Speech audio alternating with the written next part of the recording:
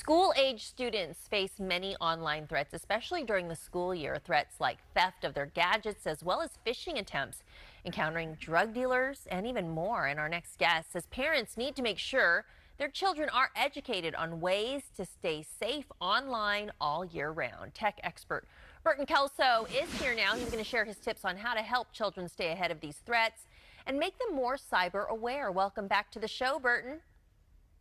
Hey, Aubrey.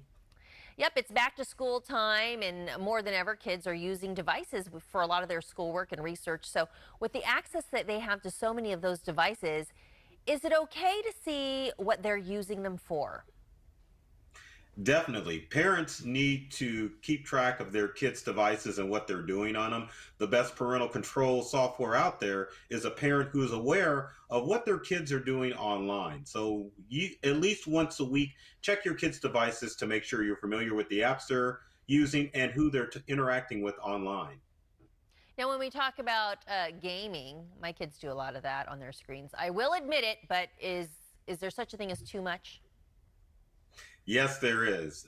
You probably should limit your kids' gameplay during the week and have them play their games during the school year, especially with online gaming, because those games are designed to be addictive and keep your kids plugged in. So if you want your kids to have a good night's sleep and to be less irritable in the morning, limit their exposure to online gaming during the school year.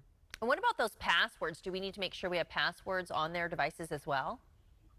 Yes, because there's a lot of personal information that's on your kids' devices.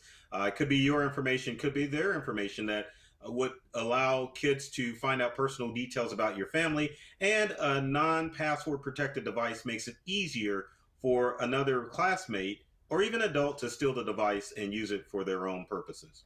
And another thing that a lot of kids do, which we do all the time, is texting.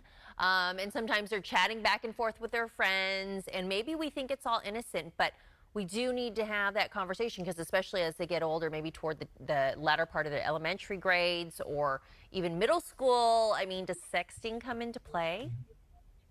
Definitely. And kids may not be aware of it, or even if they are, you want to tell their kids they want to avoid any inappropriate conversations in photos that show up on their devices. Make sure that they know about it. And if it happens to them, to report it to either you as a parent or go to school officials to make sure that they can get that problem taken care of. Another thing that is so annoying and that I definitely can't stand are scammers. Scammers, especially trying to find you online, sending you emails, messages, and all that stuff. Could our kids fall prey to that as well? Definitely. I think most people think that scammers only target the elderly, but it's anybody who's naive enough to fall for any phishing scam or text scam. So make sure that your kids are aware that there are phishing scams and tell them to be careful who they share their personal information with and who they share family information with as well. Oh, yeah, because sometimes they will be quick to just kind of give out some info that maybe they shouldn't be keeping. So definitely that's a great conversation to have. And when we talk about online predators, what exactly does that mean? What constitutes an online predator? Online predator is someone who wants to interact with your child for inappropriate purposes. So if you have any adults that are talking to your kids that aren't family members or school officials, you need to have your kid notify you immediately. If you have inappropriate messages that show up on your child's devices, take photos, take videos, and report them to local authorities immediately. Yeah, that's some good advice. And then speaking of a non-grown-up, but maybe even their peers, they may face some cyberbullying. Is that still a big issue? Cyberbullying has increased significantly during COVID. So you want to make sure that your child isn't being bullied, just like you would with an online predator. Take photos, take videos to make sure that the cyberbullying stops. Talk to local authorities, talk to the school.